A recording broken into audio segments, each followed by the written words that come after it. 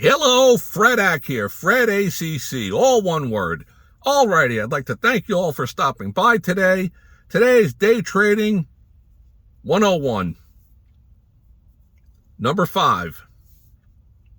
Today's topic is going to be strategy. I'm going to give you a little insight on some strategy.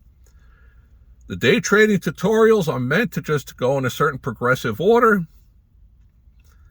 So let's start here. Day trading is a tough game, but if you can master the game, it's an unlimited amount of financial wealth in there. With all that being said, let me give an example of that. There are trillions of dollars slushing around every day between 9:30 a.m. and 4 p.m. East Coast time. Trillions and trillions of dollars. If you're in there buying 100 shares, making 50 cents, selling your 100 shares for a $50 profit,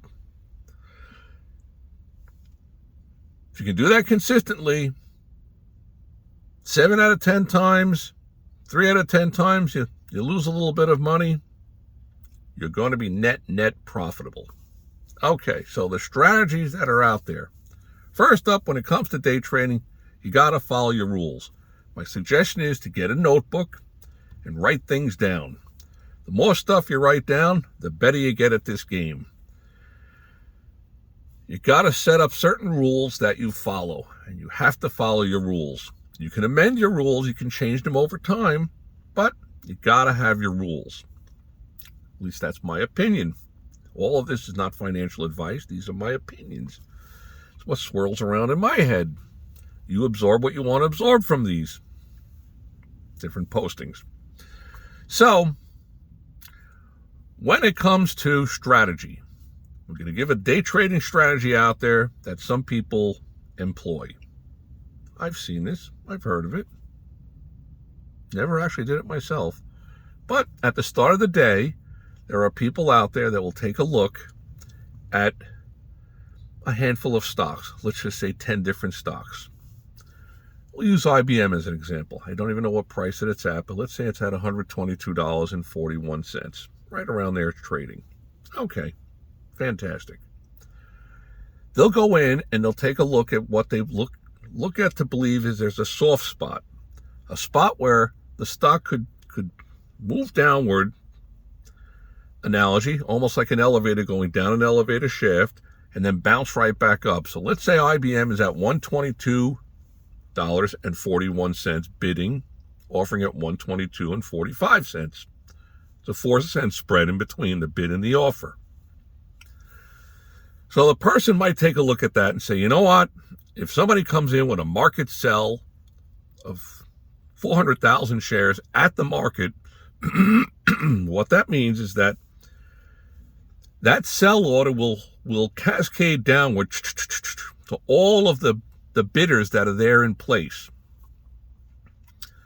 Generally, the bids and the offers are very clustered around where the bid and offer price is.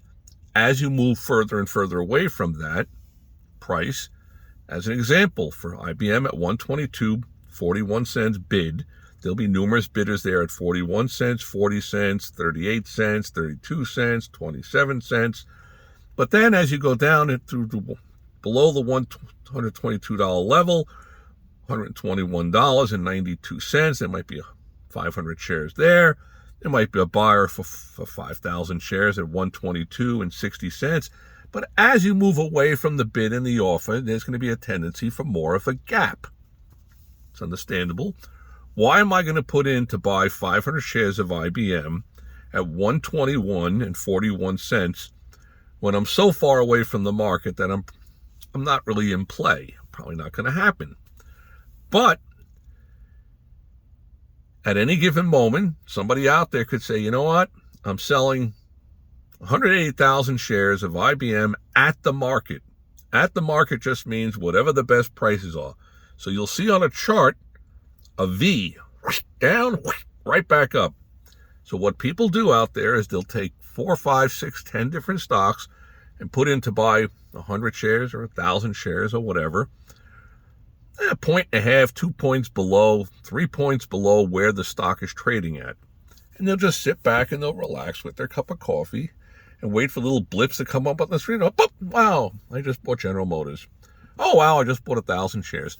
Now, the quick thing to figure out is there bad news going on here? Did I just catch a falling knife? In other words, is this thing dropping like a rock? You got to get in there and figure that out. More than likely, if you didn't make a bad move by buying that, then it's probably right back up to 122 and 40 cents. It goes right on back up there. There is a lot more machinations behind all of this, but that's a strategy that I thought I would share for the day trading world. Something to think about. There are so many different intertwining things that are going on in the financial world. There's so many games being played, and we're going to try to go into this some more with some of our day trading 101 postings. All that being said, got to have a notebook, got to review your trades, got to have your rules, you got to understand pretty much how the game's being played. Knowing the rules, got to know the rules. Okay, I'd like to thank you all for being here. Hopefully you'll subscribe, check out some of my other postings. May all your days be winning ones.